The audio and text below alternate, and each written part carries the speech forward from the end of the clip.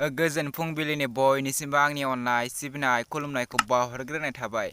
लोगोफोर, नोंथांमोननि गेजेराव आरोबाव मोनसे गोदान भिडिअनि गोदान आपडेट लानानै फैलायबाय। नैबे गोदान भिडिअखौ दासिमहालागै नायाखै, अब्ला बे भिडिअनि गेजेरजों नायनो हागोन।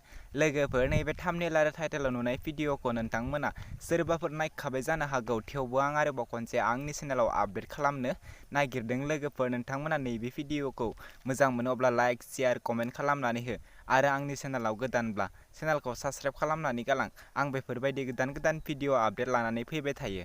बिदिब्ला लोगोफोर, दिनैनि बे गोदान भिडिअनि आपडेटनि टाइटेलानो जादों सिमांआ आंनि। बेयो मोनसे रमान्टिक बड' मिउजिक भिडिअ'। बे भिडिअ'खौ बिथांमोना अलरेडि फुल आपल'ड खालामनानै होखाबाय आरो नैबे भिडिअ'नि कास्टिंफोरानो जादों बिबेक आरो पुजा।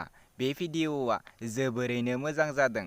लोगोफोर, नोंथांमोना नैबे भिडिअ'खौ फुल नायनो थाखाय बिथांमोननि इउटुब चेनेलाव थांनो नांगोन। नैबे भिडिअ'नि मेथाइखौ रोजाबदों सुलेखा आरो सनु। लोगोफोर, नैबे भिडिअ'आ जोबोरैनो मोजां जादों। नैबे भिडिअ'नि प्रडिउसारानो जादों पुजा आरो जुलि।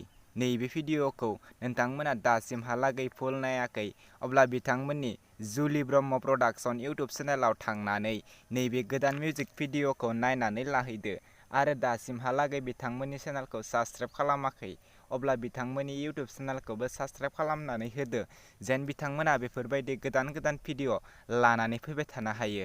लोगोफोर, आरो भिडिअ'खौ शेयार खालामनानै होदो आरो बिथांनि चेनेलखौ साबस्क्राइब खालामनानै बेल आइकनखौल' क्लिक खालामनानै लाखिदो। लोगोफोर, बिदिब्ला दिनैनि नैबे गोदान भिडिअ'नि गुसुं आपडेटआ बेखिनियानोसै।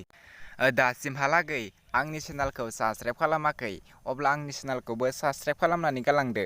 आंबो बेफोरबायदि गोदान गोदान भिडिअ' आपडेट लानानै फैबाय थायो। लोगोफोर, नोंथांमोना